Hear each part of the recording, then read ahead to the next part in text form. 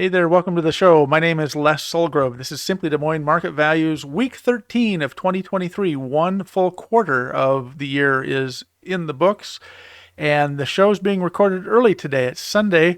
In about 20 minutes, we're going to see the University of Iowa women play LSU for the national championship. And honestly, I wanted to get this recorded before the game because I'm not sure that my voice will be here afterwards. So let's get this show started here. And good luck, Hawkeye women, today. I'm sure you guys are going to pull through with a huge victory for us.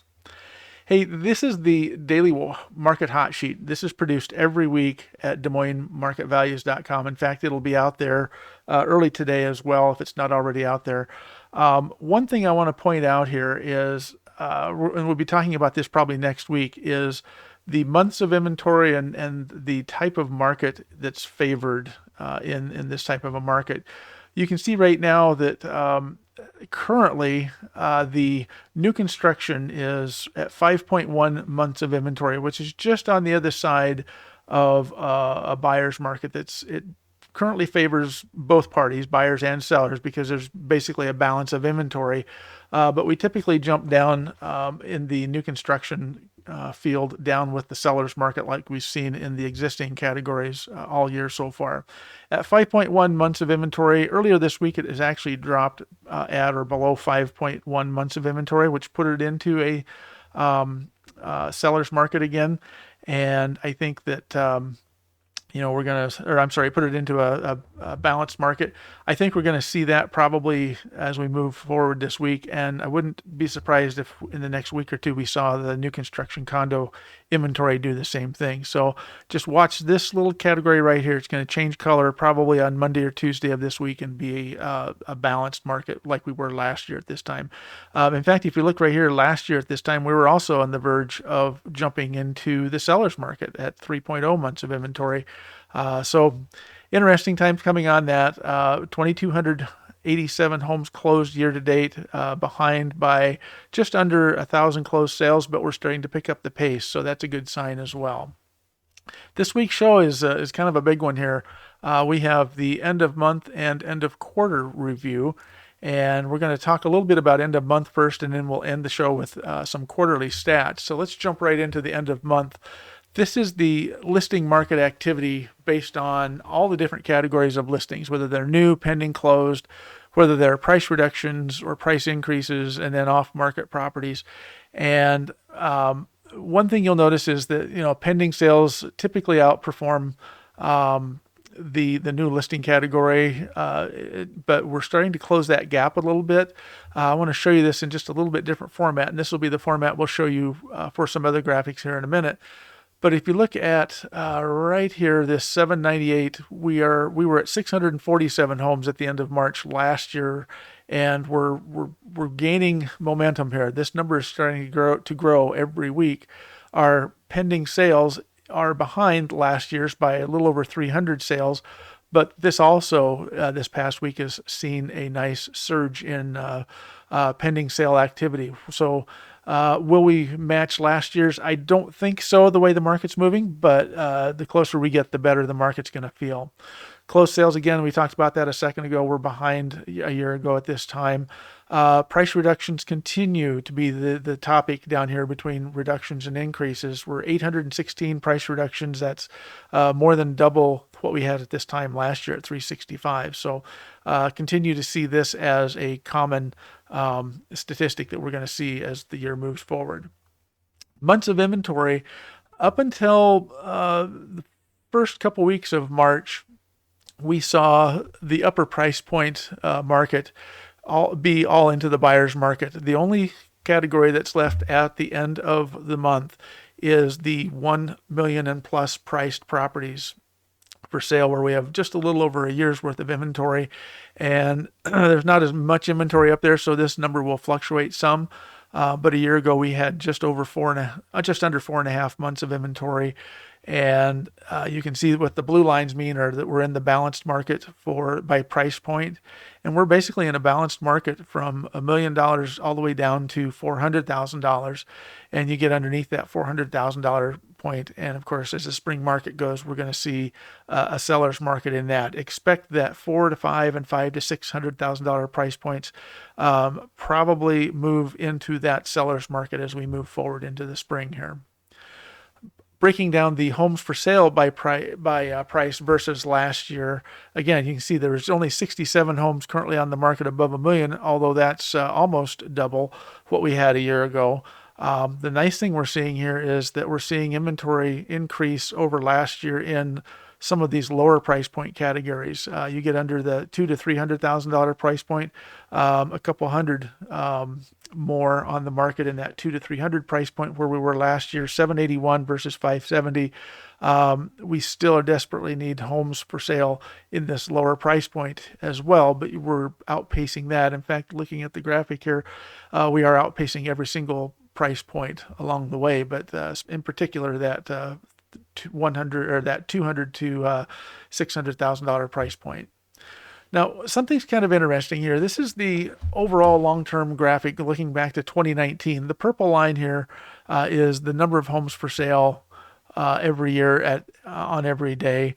And you can see that, obviously there's this cycle with the exception of 2020 where everything just kind of, slid down. The inventory just was not being replaced at such a pace with the buyer activity.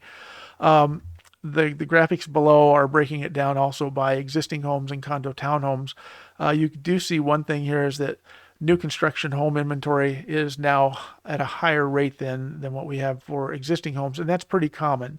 I will expect to see these numbers and this graphic start to rise as the spring market really kicks in. In fact, that's what I want to point out here. What it looks like here is almost a stall. When we see this little point right here where it looks like inventory can't decide whether it's going to go up or down or go straight, and it's kind of a stall, and we look at that and we go, well, what's wrong with the market? And actually there's nothing wrong with the market. It does this every year. You get back to 2019, the stall was very short, but 2020 we had a stall just before COVID hit. 2021 we saw that stall. Last year we saw that same stall. All of these sections except for 2020, all these areas were followed by a period of increased inventory, and I expect that to happen again this year. Would sure like to see us break 3,500 homes for sale this year, and I think that's a possibility. It's a wish list to hit above 4,000 because we haven't been above 4,000 since 2019, but anything's possible with the market, and we'll just have to kind of see how the economic factors are influencing that. One last graphic here. This is looking at the weekly mortgage interest rates that were produced by Freddie Mac on the national survey.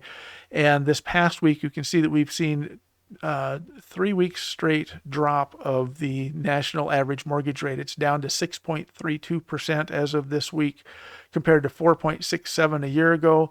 If you apply that $1,200 example of a monthly mortgage, principal and interest only mortgage payment on a 30-year fixed rate mortgage at 6.32%, that allows a buyer spending $1,200 on that mortgage payment, $193,462, and that's a nice sign as well. That gives some buyers that really desperately need that extra buying power some of this additional purchasability with that 6.32 interest rate.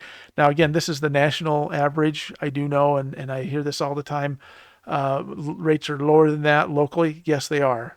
This is the national average. It's a weekly average, so it's a little bit slower to react, and it also takes into account other different markets around the country. The Des Moines market we've been seeing has been at or just slightly under 6% here this past few days here, and that's a real relief as well. So getting into the last part of the show, this is the quarterly review, and this year's quarterly colors for 2023 is this light pink color.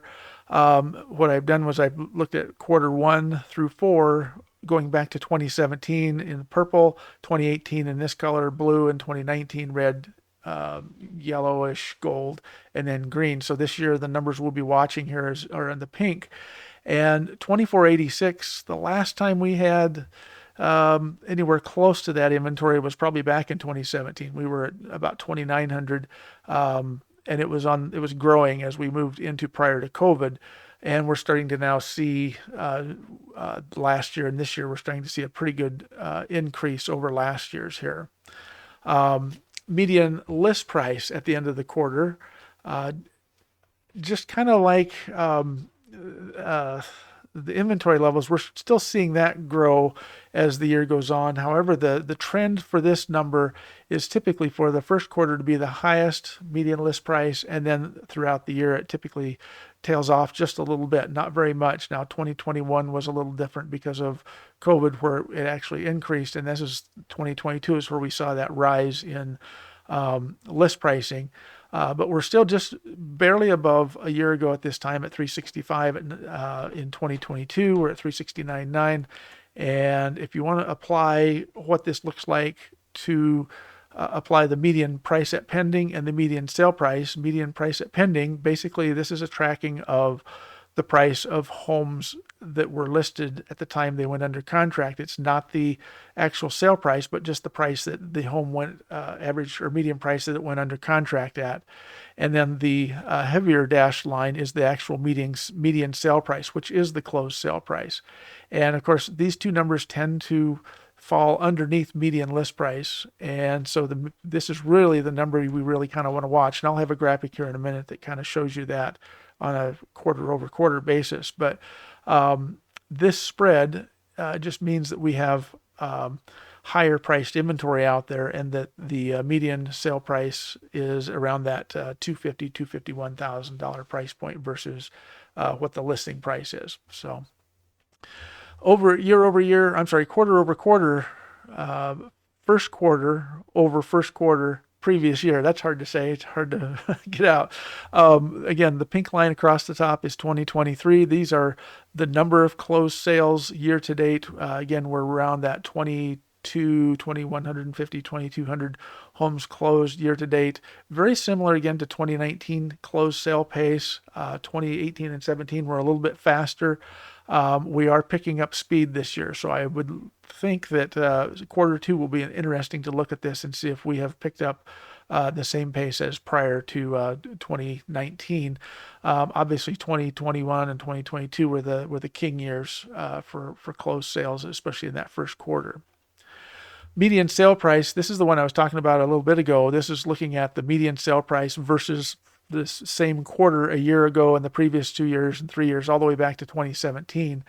And so what we're starting to see is we saw quarter over quarter, we saw this increase, but the first quarter of 2023, we actually saw this median sale price actually dip a little bit, which is giving a little bit of comfort to those lower end price point buyers and those that maybe felt like they were priced out. A lot of this is affected by mortgage interest rates. So, all right, at the end of the show, where do you go to get this information? This week, there's over 49 graphics from month end and first quarter. I didn't show you anywhere close to that many graphics, or this show would have been a 2-hour show. You can get all those at DesMoinesMarketValues.com. Go to the Market Reports weekly shows. Week 13 will appear here.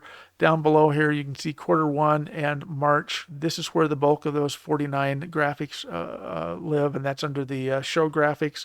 Also, the latest video is posted each week.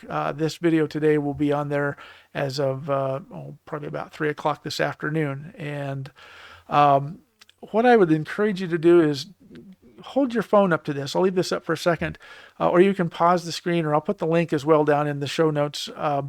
This is where you go to subscribe to my YouTube channel, Simply Des Moines Stats. If you subscribe, and then you will receive this video every week once it's produced. So today it's coming out early Sunday. Normally it comes out about Sunday night, and then I push this out to social media. So just take a minute to get your phone out, or pause the video, or go to the link in the show and click on the link down there. You can subscribe to the YouTube channel, and you'll get this information every week. So with that, thanks for joining me. This has been Les Sulgrove with Simply Des Moines Stats, weekly market update at DesMoinesMarketValues.com, and we will see you all again next week.